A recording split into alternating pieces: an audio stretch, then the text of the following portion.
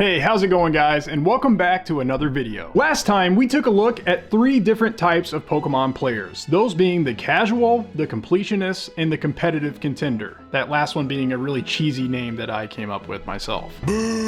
In part 2, we're going to talk about 3 other ways that people play the Pokemon games that I didn't cover in part 1. And if you haven't checked out part 1 yet, the link is in the description. By the way, I really appreciate all the amazing comments that you guys had on part 1 because they had some really great input. I always love reading your comments and I do my best to read all of them, so please keep them coming. It's always so cool to hear from you guys on the different ways that you play the games, how you enjoy the many things that this franchise has to offer, and also what the series overall means to you. Some of you mentioned the anime, the spin-off games, including the Mystery Dungeon series, which I still need to play by the way, and other really cool things that I wouldn't have even thought about, like drawing Pokemon as an artist. Like, that's just super cool. Side note, am I the only one who constantly drew Pokemon as a kid at school when I was supposed to be paying attention?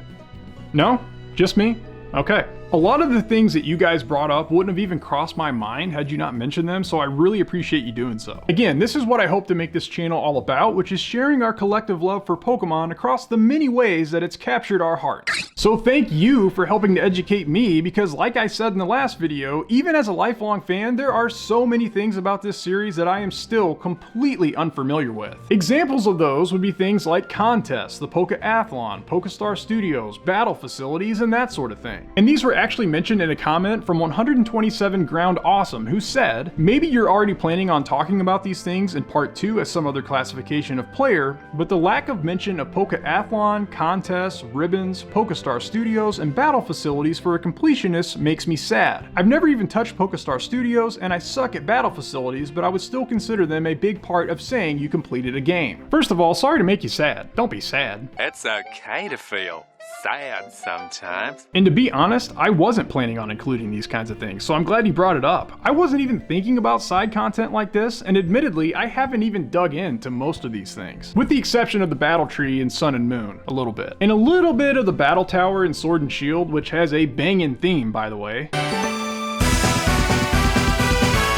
And contests here and there in BDSP to complete those stinking Pokemon home challenges. But seriously, thanks for bringing these up because you are absolutely right. For some folks, completing this kind of side content could very well be their thing. And for them, it might not even be side content, but the kind of features that they enjoy the most, and like you said, a big part of what they consider completing a game to be. What would you call someone who only did contests and that sort of stuff? A contested completionist, maybe? Like I said last time, I didn't intend for either of these videos to be comprehensive, nor could they be, but I did want to mention those things because it's an excellent point. Honestly, contests and battle facilities and that sort of thing would make for great videos in their own right, so maybe we'll cover those down the road, and if you want to see more of that kind of thing, let me know. Until then, let's get started with 3 more types of Pokemon players, the first of those being the Shiny Seeker. And yeah, this is the same thing as Shiny Hunters. I just like alliteration, you know. Alliteration always augments autonomous amusement.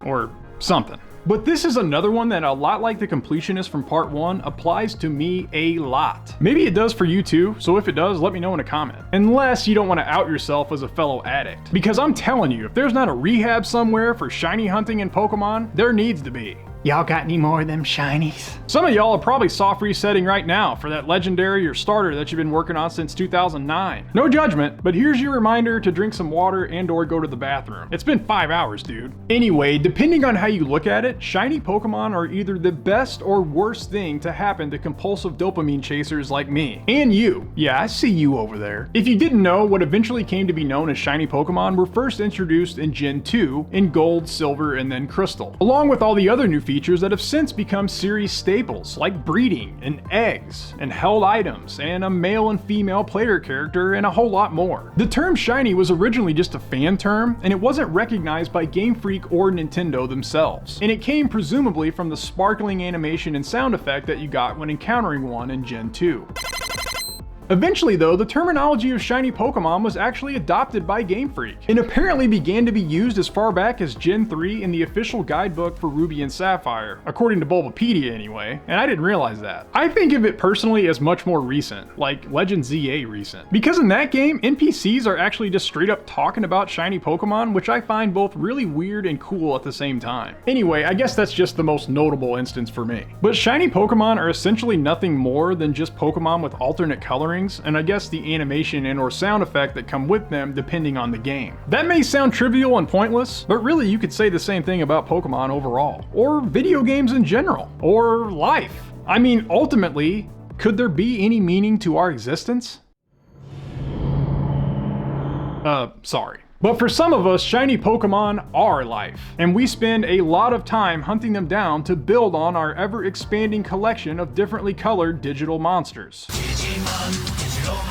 Not those kind. Wrong series. And I don't know about you, but part of the appeal of shiny Pokemon to me is the fact that they're never guaranteed. Well, actually, there are some exceptions, the most recent being side quests in Legends Arceus and Legends ZA. They give you a shiny Ponyta and shiny Mareep, respectively. And of course, the shiny Gyarados from Gen 2. Are there any more examples? I'm sure there are. But generally speaking, shiny Pokemon are incredibly rare. In Gold, Silver, and Crystal, they appeared at the original base odds rate of 1 in 8,192, or approximately 0.01%. Dadgummit, see, now y'all got me doing math. So yeah, they're extremely hard to come by. Or at least they were for a very long time. That 1 in 8,192 rate remained the standard all the way up until Gen 5. To put things into perspective, I have played these games my entire life, and I have never once encountered a base odds wild shiny. That is, until just a few weeks ago when I was replaying Crystal. I kid you not, after Lord knows how many hours of playing the Gen 2 games, there it was, a shiny Graveler on Route 45.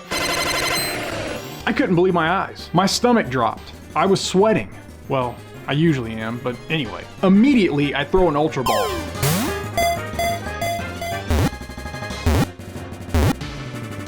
It breaks out. I felt my butt cheeks clench. And then, it uses self-destruct. Part of me wanted to self-destruct, but I've probably done enough of that in my life, and the other part of me was just grateful to have witnessed a full odds wild shiny in my favorite generation. It's kind of like running into Bigfoot on a hike and realizing your phone's dead so you can't grab a picture, but he turns out to be a chill dude and just gives you some beef jerky instead of eating you. So it's all good. Oh, and I got a shiny Hariyama in Victory Road and Emerald not too long after that. I mean, like, what the heck is going on? But if you're a shiny hunter, you might be like me and just relishing the simple satisfaction of having gotten a shiny after goodness knows how many hours that you've dumped into a particular hunt. And given the randomness of it all, sometimes you end up with an unexpected one that you weren't even going for, and that just makes it all that much more fun. For me, it's the lack of guarantee combined with that reward for diligence that makes shiny hunting so rewarding. Just catching a shiny is almost enough payoff in and of itself, but then there's the adding to your collection of multicolored trophies that serve as monuments to your hard work, or psychosis, depending on who you ask. Anyway, there is so much more that we could get into on shiny hunting, obviously, but I wanted to include it at least briefly because it's such a huge part of Pokemon and definitely one that I have always loved. But what about you? Are you into shiny hunting? If so,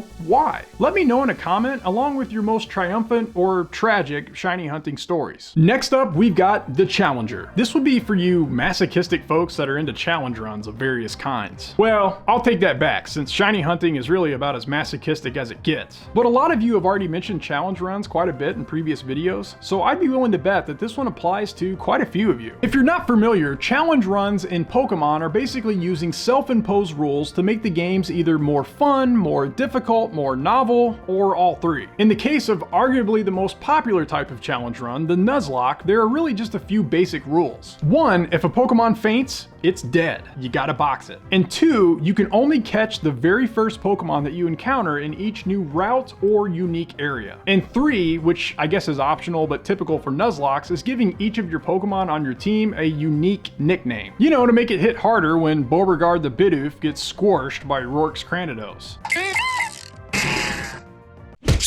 So I need about $300 and a new hamster. By the way, Nuzlockes are another thing that I don't have that much experience with, so if you guys would like to see some Nuzlocke videos, let me know. One of you guys actually recommended Fire Red or Leaf Green as a good game to start a Nuzlocke in, so I started one just a few weeks ago. But aside from Nuzlockes, there are so many other types of challenge runs. For example, you've got monotype runs where you can only use one type of Pokemon. Themed runs where you might only use Pokemon that share a common characteristic, like the letter their name starts with or their design concept or something else entirely. The sky's the limit. Unless you do a flying type run, in which case the sky, I guess, wouldn't be the limit, but anyway. Like with so much in Pokemon, the possibilities are basically endless. For a lot of folks, they might focus on challenges specific to a particular game, like speedrunning Red and Blue, or only playing with your starter in Ruby and Sapphire. The beauty of challenge runs is really that they're whatever you make of them, and their value and popularity have only increased in the age of the internets. Worldwide internets. Nowadays, you don't have to trudge through that run alone, and you can upload your experience for the whole world to see.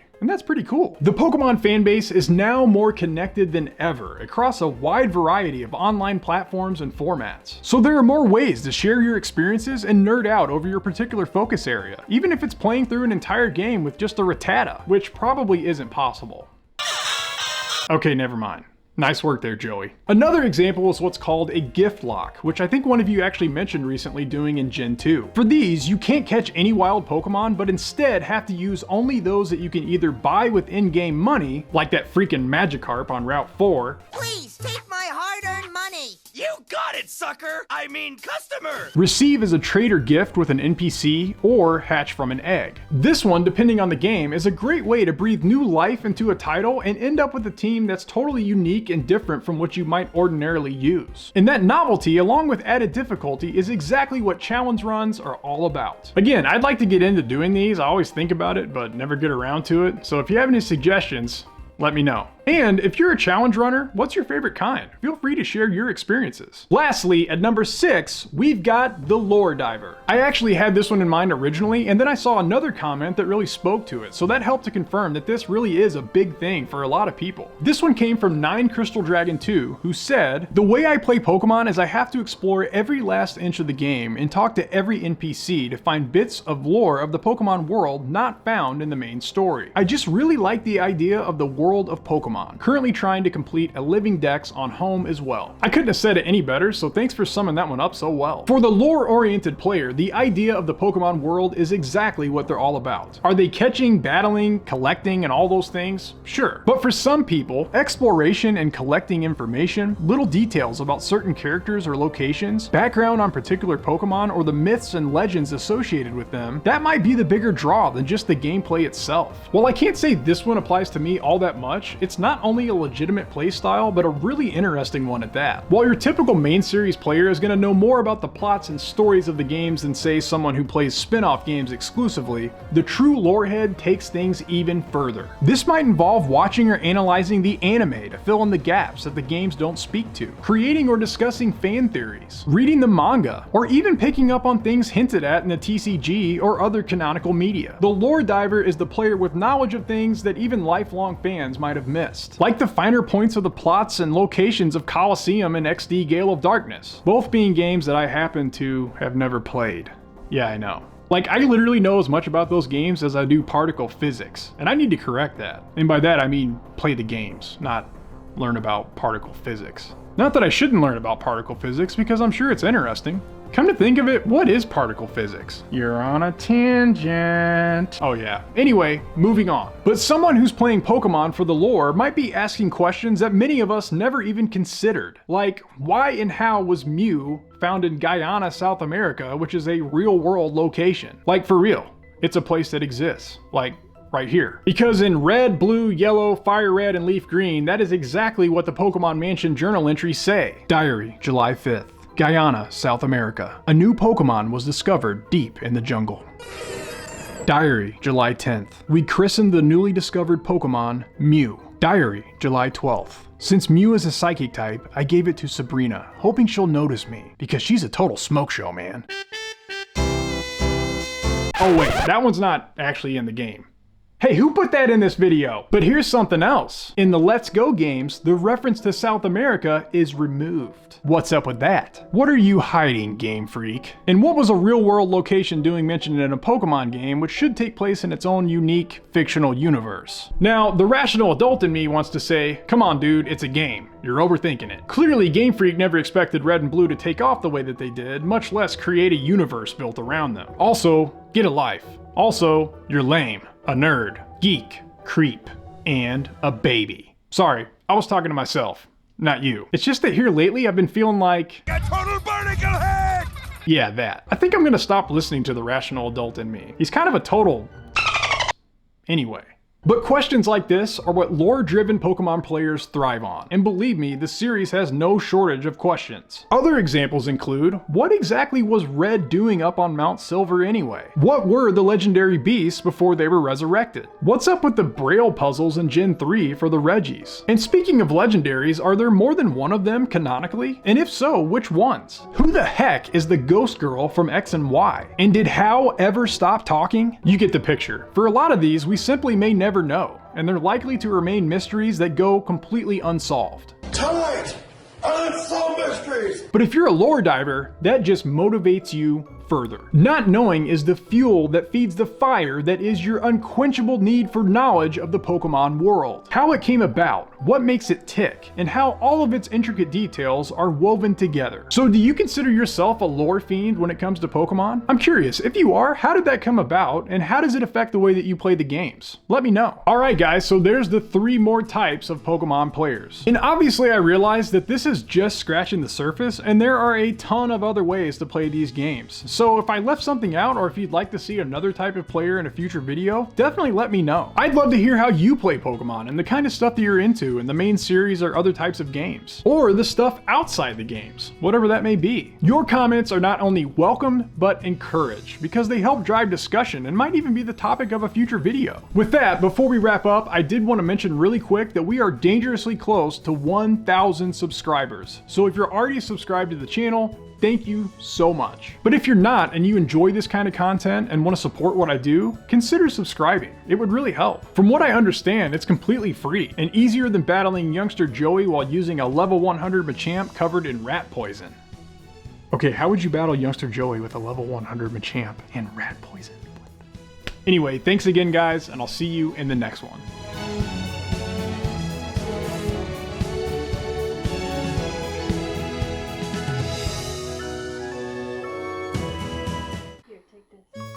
What am I supposed to do with him? I'm trying to record right now. What are you doing, man? You look sleepy, bud. Are you sleepy? He's a sleepy little fella. Here, you want to say hi? Here. You tell him hi? Right up here. Look. See? Okay, bye.